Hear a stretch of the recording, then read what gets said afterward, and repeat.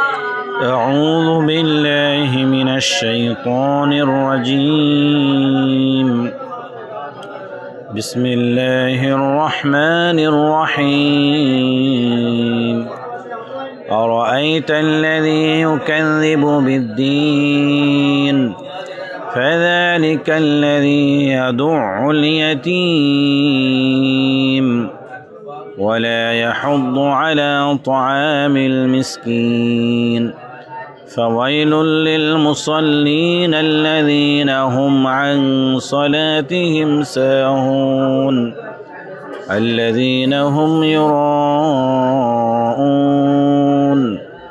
ويمنعون الماعون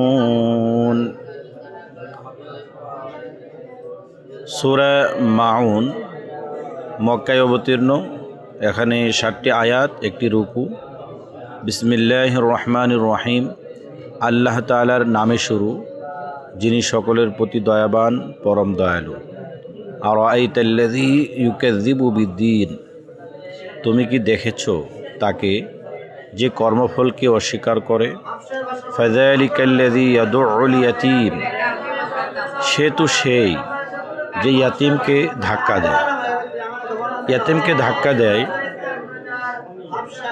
এর একটি ব্যাখ্যা এখানে লেখা হয়েছে।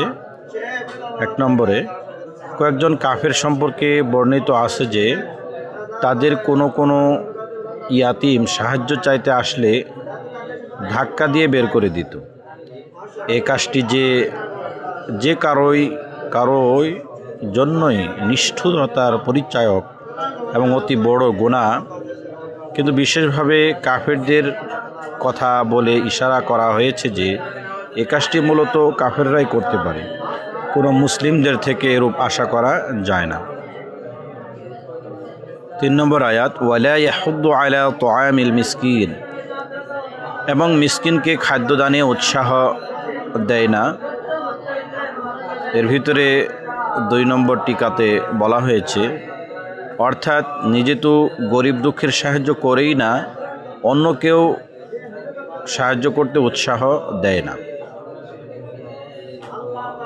ফাওয়াইলুল লিল মুসাল্লিন,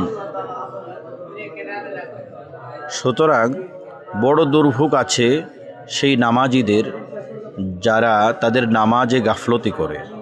3 নম্বর টিকায় বলা হয়েছে, নামাজে গাফলতি করার এক অর্থ তো নামাজ একদম না পড়া, দ্বিতীয়ত এটাও গাফলতির অন্তর্ভুক্ত যে কেউ নামাজ পড়ল তো বটে কিন্তু সহি তরিকায় পড়ল না।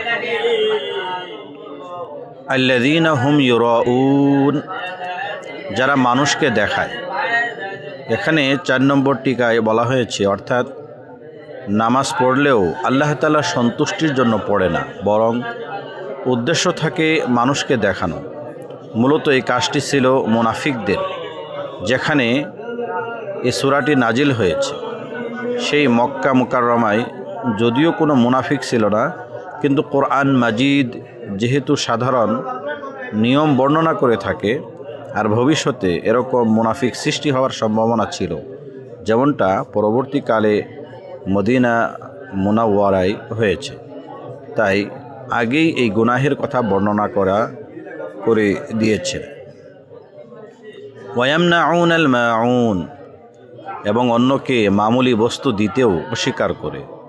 7 নম্বর আয়াতের অনুবাদের 5 নম্বর টিকায় বলা হয়েছে মামুলি জিনিস। এটা আল মাউন এর তর্জমা। এ শব্দটি দ্বারাই সূরার নামকরণ করা হয়েছে। মূলত মাউন এমন সব ছোটোখাটো জিনিসকে বলে যা এক প্রতিবেশী অন্য প্রতিবেশীর কাছে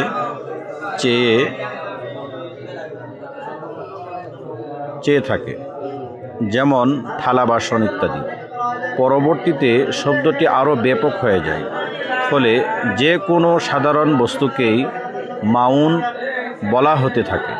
হযরত আলী রাদিয়াল্লাহু তাআলা আনহু সহ কয়েকজন সাহাবী থেকে বর্ণিত আছে, তারা এর ব্যাখ্যা করেছেন জাকাত, যেহেতু তাও মানুষের সম্পদের মামুলি অংশ 40 ভাগের 1 ভাগ হয়ে থাকে। হযরত আব্দুল্লাহ ইবনে মাসউদ রাদিয়াল্লাহু তাআলা আনহু থেকে এর ব্যাখ্যা বর্ণিত হয়েছে। এক প্রতিবেশী অপর প্রতিবেশীর কাছে গৃহস্থালীয় ব্যবহার্য জিনিস চাইলে তা না দেওয়া।